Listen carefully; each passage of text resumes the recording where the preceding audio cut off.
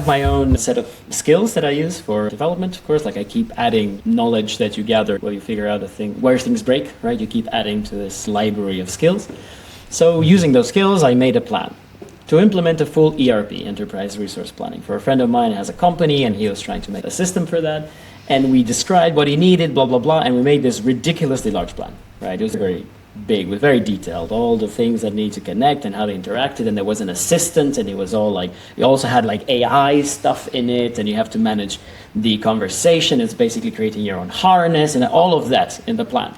And I gave it to Cursor, and I said, /goal implement plan, and then I went to sleep. And then I woke up, and it had worked for 7 hours and 25 minutes, and it was finished, and it worked end-to-end, click-through, tested.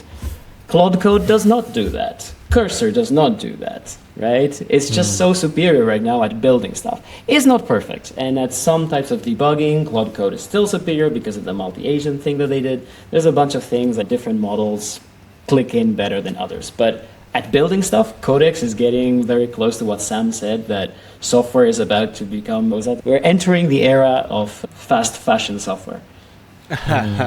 Yeah. Interesting. 7-hour lead time. I'm curious how much went into that planning doc, right? Because I have never kicked off a project that long and had it just run continuously. You must have spent a long time planning this out. Is that the case? So it started with us exfiltrating the system, like my friend and I, exfiltrating his system that he already built with Claude Code and a bunch of markdown files. Now he uses OpenCode, but anyway, like a harness with a bunch of markdown files, a bunch of Python files, like API keys, that kind of thing. So we got a long description from the system itself about what it does and how it does it and where things are stored and how they interact with each other, blah, blah, blah. Then he modified that himself, gave me a really long file. I gave it to Cursor, now you made me say that. I gave it to Codex. And I said, inspect this, make a plan to fully implement it, blah, blah, blah. And then he goes through a bunch of rounds of iteration with itself, and then eventually has a very long plan where it has stopped telling itself that things are missing. And then I just said, implement it. And so I guess the iteration took mostly waiting. It takes a while, 20 minutes or something. And some back and forth questions. That's the way. That's how to vibe code, right? Just brain dump it all, tell it to ask you some questions if there's pieces missing, and then let it just build it. Yeah, you're right. I have a little anecdote to share. We were talking about this, I think we weren't recording yet, but we were talking about this, about the end of things and, progress and how quickly it moves and all that. And I was talking to this guy here who has a business, and he was telling me he's fired 18 people in the last couple of months. 15 were customer support people, and so there's this AI that fully automates that, and he actually gave me a demo where I got a call from the AI, and we talked, and he was really good and convincing, and it worked, and he got everything. And then he fired his developers because now he just uses Claude Code himself to update the website and whatever he needs.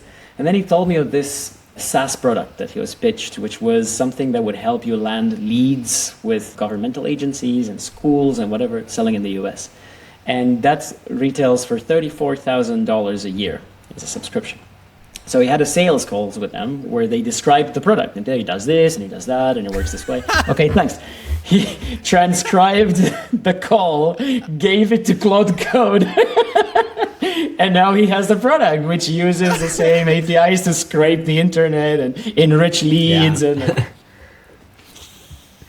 So he built it based on their needs, literally autonomously from call. He just took the call and that was it. Yeah. And I have a second anecdote. Another guy I met here, by the way, this is full of entrepreneurs and solopreneurs, very in the vibe. So talk to this other guy, absolute genius. He's doing really well as a solopreneur. I won't tell you what he does because he told me, I asked him oh, wow, you make so much money with this. Have you put it on TrustMRR? You guys know TrustMRR.com? It's this website where you connect your Stripe and you can see how much you're actually making and stuff. And I said, why don't you put it on that? And he says, well, people will see that it works and they'll copy it instantly.